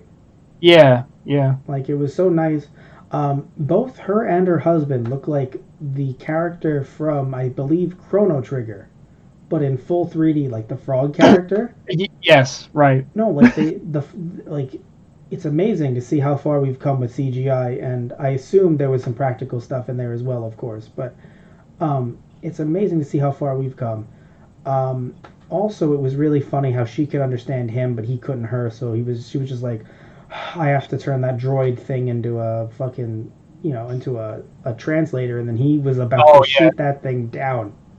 And even that was a nice nod to the prison break that they had in the first season before we got Mayfeld later on.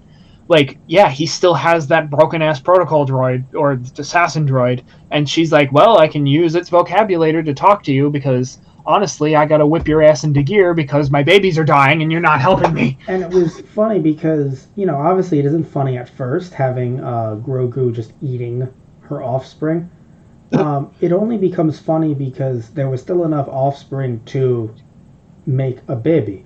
Like, I was super, no, because I was super nervous that it was going to be like, oh, he ate them all, or, they died, and, what could you do? We got you to your husband, that's what matters. No, just, we got you to your husband with your eggs, you made a baby, your species can live on, and hell, hey, an episode later, can you watch him for me?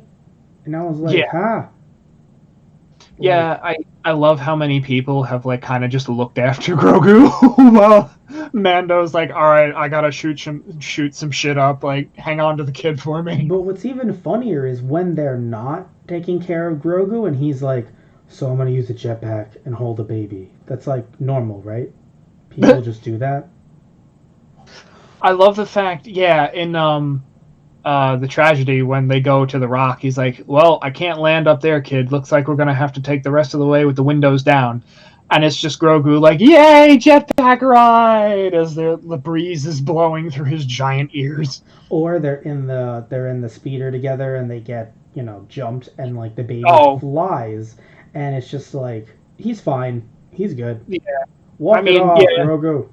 Yeah, shake it off, kid. Come on. Also, I love how anytime anyone is like, look, I'm going to hurt the baby, but not really.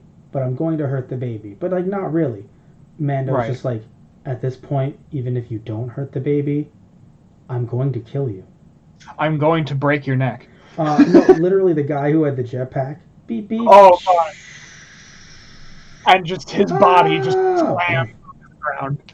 I love the little, like, the deadpan slapstick in this series. Like, those little moments of humor they fucking kill me. It's every person who's voicing over, maybe the same person, who's voicing over a stormtrooper doing, like, their own version of the Wilhelm scream. Oh, God, yeah. They didn't use the stock one, but they had people clearly attempting it.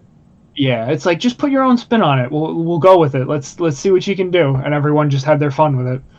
That was the only thing I think that was a bit like just against the canon, if you will. Like the one thing that I felt was a bit too much, that like kind of went away from Star Wars and what it truly means, is having the stormtroopers not miss. Well, they had some shots that hit dead on. Oh yeah. Well, I mean, when you have the main character in full body armor, like, you can have at it. That doesn't count. Filoni does not care about Star Wars. Oh my god! Could you imagine if that was just us all the time? Just, how do we find things to get angry at? Oh, the stormtroopers, they hit Mando. Well, I know you're playing me. No, could you imagine though if that was just us all the time? Just like, oh god, no. I mean, like, look, I have my problems with this season. I might sound like I'm calling it like perfect, but like no, like there are some issues. Like I said before, maybe it would have been best to have, to have Ahsoka end up having her own show first. Maybe like the Rangers, right? A bit too much backdoor pilot stuff there, in my opinion. Literally that long talk between her and the guy. just like, oh, Yeah. hey, look at this badge. And that means nothing to people who don't know what the fuck that means. I mean, he was kind of half explaining it, but in a way, it's like now that we know that the show's been announced, it's like, oh, this is just she's gonna have her own show, basically. So it's the Rangers, right? I mean, possibly that. Oh, I mean, she might. Wasn't there a show confirmed for Rangers or no? Yeah, yeah, the Rangers of the New Republic. Yes. Like we don't know who's going to be in that I though. Like mean, come on, though. They're literally I mean, doing. yeah, you could take like that's my guess too that she's going to be a part of that, and maybe the two pilot. It's funny because Filoni is that other pilot that dude is with. Oh, that's funny. Yeah, like he made an appearance in the first season, and now he came back when they're on the Frost planet. Like Filoni is the other X-wing pilot with that dude. That's funny. So no, but yeah, I'm just trying to get at here that there are some issues with this season. Of course, don't get me wrong, but like imagine if we were just like, yeah, someone's hair looked really bad, and that's why no one cares about Star Wars anymore. Like, just like damn, like Jesus, like just going from like zero to We had to edit out Gene's guy from the Siege. what? Which you wouldn't have seen that because you didn't see it when it first aired. Oh, run that by me again, please. Yeah, so there's a shot when they're in the base on Navarro, with Kara and Grief, and they're looking through the lab stuff. Right. In one of the doorways, there's a dude on set that's just in a t-shirt and jeans, and he's like sort of half in one of the doorways. They've gone back and edited him out. Like obviously, like people were making memes about like rip Gene's guy. He will be sorely missed. 2020 to 2020. Someone wrote, I'm typing in Mandalorian Jeans guy, and someone autocomplete wrote Jeans guy action figure. Yes, people actually made like I don't know if actual figures, but they made pictures of like him in like in the original trilogy. I saw this picture. I thought this was a meme. I didn't know it was legit. I mean, it's both, but yeah. No. Like I thought it was a Photoshop. I didn't realize that. Obviously, they edited him out. No, I didn't realize like he got in. Like I wonder like how he was just standing there on set. Maybe he was social distancing or something from someone else, and he just got in the shot. What? It got uploaded to Disney Plus. It was there. Well, no, yeah, I mean that happened on Game of Thrones too. They left like a Starbucks coffee cup. The coffee cup, and it's funny how like people on like the different channels that I follow on YouTube like talking about. It's funny how everyone like loves it in this series because this series is looked at very positively right now, whereas the coffee cup for Game of Thrones was at a time where people were kind of waning on its popularity and they were a bit harsher about it. Yes. Well, no, it's funny. I think it was mixed at that point, but then like a few weeks later, it got really bad. Right. No, because I think people were just having fun with the coffee cup. Yeah.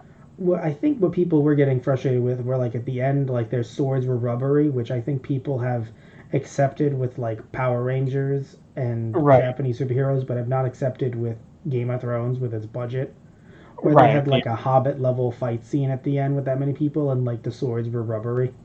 Right. Yeah. But either way, and they did a really good job, I think, with this season of making the Darksaber and the Vesker armor pole, the power pole for Mando.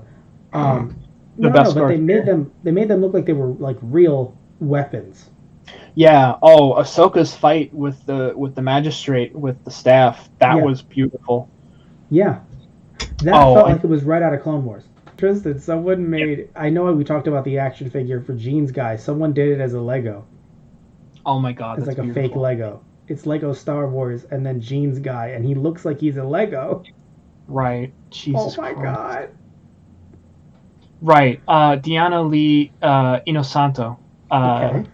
Yeah, she played the magistrate that duels Ahsoka in the Jedi. Right. She's actually the daughter of Bruce Lee's trainer. Yes, you mentioned that to me earlier today. That was interesting. I was watching it. It was funny. I was watching it with my dad, and he's like, "Oh, I know her." What?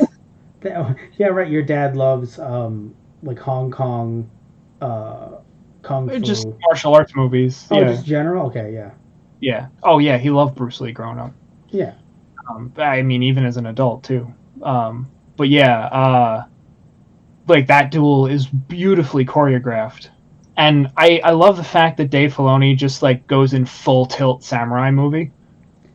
yes. It was. Cause Yeah, I think I, that it was nice that you could have a lightsaber battle because she had her lightsaber battles that were not as that were a bit more flashy in the jungle and whatnot. But it's nice for her to have just a one-on-one scene. Even the scene later with the dark saber, it wasn't all super flashy, jumpy until we ended up getting like Luke, right, yeah, which is fair. True Jedi, yeah. That was another like little piece that I liked, especially in that episode. Like you actually see, like the magistrate obviously has Imperial forces under her command because she's under Thrawn, but they're not stormtroopers. Like they're just regular like army troopers. And as much as people laugh at like, oh, stormtroopers aren't a big idea, like a big deal, because you're always seeing them go up against main characters, but like Right. stormtroopers, like their training, like you don't just become a stormtrooper. Like you got to get bumped up into that position. Hold Like the on, I guys made that a you see joke Ahsoka earlier. fighting, Are you? those are like Hold on, I the made a joke earlier about them not being able to aim. You making fun yeah. of me? Well, I mean, if the boot fits. You could have said the stormtrooper helmet. Yeah, you're right. I couldn't. I was trying to think of how do I spin How do this to make insult? it How Star do I Wars. insult Matt? Uh, No, no, no. but But yeah, you're right. Yes, a stormtrooper is supposed to be someone who's bumped up, not a grunt, the way the movies have made them seem. right. Which obviously is harder to do. It's harder said than done Of course. because just of all the times that you see stormtroopers get completely fucked with. Yeah. So I mean, this series is definitely not out of those woods. Like you definitely see our main characters fuck up stormtroopers left and right. So yes. So it's funny. We said the few things we were gonna do before we wrap up, and then we went on for what, half an hour? yeah, right. Oh, I did want to ask you though the question that I actually Oh, had for thank you. you. Okay. And because you'll probably ask me too. Do you have a favorite episode of this season? Fuck. That's very difficult. Oh, Um, definitely. I'm gonna pass because every time if I tell you the last one, then I think of the one with Mayfield. I'm like fuck that one, and then I think of the one with Yeah, Ahsoka, and I'm like fuck ah. So it's very difficult to choose a favorite episode because each one gives you. It's not just about the fan service. It's about like seeing Mayfield come to term with what he's done, literally face his demons, think something that you yeah, didn't think would actually happen in the episode, and then literally turn a stealth mission into a non-stealth mission in a way that I've never seen go well. Like normally when that happens, I'm like, but you could have just not done that. But they were in a position yeah, where it was like, you know what, this guy was gonna catch on to you no matter what, and he's a piece of shit. So yeah. just I shoot him mean, in the chest. they Shoot. might have Yeah. been able to get him drunk enough that they could have like sauntered out. But yeah, no, I'm happy he shot him in the chest. Yeah. No, I don't Just the think they were gonna. panicked looks that they give each other, like, oh fuck, you did that. Oh fuck, I did that. Oh fuck, he saw me do that. And then the guy with the tray. Oh, Yeah. guys, Oh fuck, I saw you do that. sitting there like that's like the one guy who was like, "Yay, a rebellion," but Mayfield doesn't know, so he shoots him in the chest. Oh Oh no. Jesus. But no, but Oh, seriously though, that was obviously hilarious because like it's funny at first. They're playing it this way. I think that's he's like, "You're the only two that made it here okay," and I'm like, he thinks they're spies, even though they're spies in a completely different way. yeah. No, no, because they're spies, but they weren't like spies like we must get this here so we can steal it. They're like, look, the fact that we were even running this truck is a complete accident. We're spies in a completely different way. We're not here for Yeah. the truck. Right. Um, Yeah. but then, of course, it's like, well, we can make Operation Cinder 3, Electric Boogaloo. Yeah. And they were like, huh, we're Mm. going to not let that Mm. happen. Yeah. Bang. Which is nice because, again, you don't really see that. I mean, even Mando earlier in the season, while he did free those people eventually that were getting tortured by getting electrocuted, he Right. still had to, because of the situation, be like, I have to let them be up there just for a bit. Like, it was like frustrating, but again, it's like what he had to do to be undercover in that situation. It was really Right. nice in this situation to be like, no, we're not going to let them go through with essentially, another set of war crimes. Right. Yeah. Let's fucking murder them. And I'm like, every now and again, it's like, yeah, sure. Like, these two were never on a diplomatic mission from Alderaan. Um, Damn. they 2 seasons. They were never meant to be the two that came around and were like, I would like to talk to you about something. Nice. No, I'm Yeah. just saying they're not here because I heard diplomatic mission and then it just auto Right. completed to from Alderaan. Hold on. Um, but No, seriously, yeah. So this they're two people that kill people. The only yeah. thing that kind of got me a little miffed, was the first episode. Oh, right. Yeah. When he hangs the gangster from the light post and then shoots it out, and the street animals just consume him. Because here's the thing, right? So a few things. First of all, voiced by John Leguizamo. Um, Yeah. not the street animals nor the lamp. The actual guy who was hung up Yeah. from left to die. My issue is this, right? Some people were saying online, oh, what about his Mandalorian code? And then you'll say, Tristan, because we talked about it, you were saying, oh, but he didn't promise him to Oh, I kill mean, he him. Like, technically didn't break his code. He said, "I will not harm you by my hands." yeah, so that's not my issue. My issue is the trope that happens in every action movie. And I'm Yeah. talking about any fucking action movie. It feels like it's happened so many times, not just superhero nerd stuff, just in general, where someone says, please don't break my arm. And then the guy says, okay, I won't break your arm. And then it's like, ow, you just broke my arm. No, I didn't. It was a hairline fracture. And it's like, it's still fucking unusable, you dick. Like, You what an broke my asshole. legs. No, I didn't break your legs. The fall broke your legs. Exactly. You know what I'm That is the saying? Like, example that I gave to you, and then laughed promptly after it. because Batman did that. Like, you know, Yeah. Batman doesn't kill people. Nobody drops them from roofs. But don't they Yeah. die? No, they just have broken legs, and that's somehow better. Right. Yeah. It's just Which one of that's those. fair. Yeah. So it happens Feel so like often. Yeah, I feel like someone like Batman, it makes a little more like, ooh, like you're not really supposed to do that. Whereas Mando, it's like, I've killed people, I've done No, worse. then just fucking kill him. So that's the thing. Like, it was just like, it's just one of those things where it's like, no, I didn't. I said I was not going to do it by my hand. I used a blaster on a street lamp, and then animals killed you. Ha, got you. It's like, just shoot him in the fucking face. No one would. Like, it's funny. It's funny when you juxtapose that scene, and it makes more sense when you juxtapose with Mayfield before saying, "You got all your rules," and what do they really mean? Oh, don't take off your helmets, or we can't see your face. Those are two very different things. And I was like, you're right though. Like, I I don't, knew you were gonna like that. I don't, well, no, because like I don't agree with him 100% on everything he's saying, but it's the sentiment of, bro, at the end of the day, we gotta sleep at night. Right. You And do what you have to do to let yourself sleep at night. exactly. And if that means bending your code to be able to do what you got to do when shit goes sideways, hey. And I think it was really nice when he said, "I didn't see your face." Oh, yeah, no, that was nice. Like, Yeah. yeah. So that was special. I'm Yeah, it's a shame he died in that explosion. Real damn shame. He You was know, actually being a good guy. I actually thought he died. People online were memeing that, and I thought he Yes, actually I died. love And he, that so much. no, because someone said like, "Oh, I can't believe he sacrificed himself. Who knew that he would be a hero for sacrificing himself?" And I thought someone Right? was being serious. Yeah. Oh God, I now I know love that that they. so much. I now know that they weren't. I do love probably my other favorite line from this whole season is literally when he's like looking at everybody. It's like, hey, unless you let me go down there myself, you're not gonna get the codes. And Kara's like, hell no, I'm not letting you go by yourself. Well, nobody else here can go in there. You can't go in there. She can't go in here. She can't go in here. And Mando just looks over Fett. He's like, let's just say they might recognize my face. I nearly spit out my drink. I laughed so fucking hard.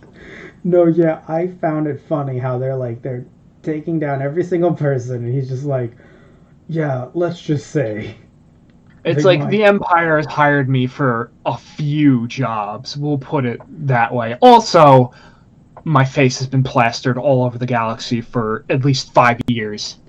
Yeah, they might recognize me. Oh, I thought it was a clone joke. I mean, yes, it is a clone joke, but also the idea it's like, Darth Vader personally hired me for a gig at one point. I I mean, could yeah, just he's imagine Mando gone, looking back like, holy but shit, Fett, what the fuck? Hey, it was a job. actually, that's what's really funny. Like everyone is there. Everyone is there. Like, oh my god, I can't believe this guy. Mayfield. He used to fucking work for the Empire. What an asshole! And Boba Fett's like, don't shit yourself. Don't shit yourself. Don't shit yourself. I mean, who here amongst us would work for the Empire? Yeah, nobody I know who looks like me. And they're like, wait, is that a clone joke? And he's like, snaps his finger. Yes, that's Yes, a clone joke. exactly. Clone humor, am I right? Yeah. I'd high five myself via another clone. God damn it. Like, it's just, everyone's like, what are your thoughts on Darth Vader? Everyone's like, he's an asshole. And Boba's just like, I mean, it depends on the situation. They're all like, Mm. wait a minute, hold on. Kara's just like, fucking excuse me? Yeah, so it was. And also, wait a minute. So, before we really wrap this one up, for real, Right. when I can't remember her name, but when she was saved from last season, she was left for dead. Oh, yeah, Fennec Shan. Yes, thank you. When she was saved last season, didn't we see a shadowy figure looking like he was going to either help her or stand over her? Yes, we did. So then, arguably, this has been Filoni's vision since the very and Oh Favreau since the yeah, very beginning. it was Boba the whole time. We didn't see him. We didn't have enough of a shot of him to be like, oh, that's gotta be Boba Fett. So two things. One, that's why I really do enjoy this team and the way that they work. It feels as if they are working. Not that they don't have Disney still breathing down their necks, but it does feel like they are able to craft a story. Maybe there's a lot less pressure because it's not a mainline film or something. But they feel like they're able to tell their story without it being like, but what if we just throw in Palpatine? Yeah. And by the way, not saying that J.J. Abrams did not want to tell that story, but it just felt very rushed in Episode 9, and I don't know if someone liked it, that's cool, but it was rushed in Episode Right. 9. We've talked about that before, like that whole movie. In this case, it feels like it's like, wow, you've actually been setting that up since season 1. Holy shit! Right.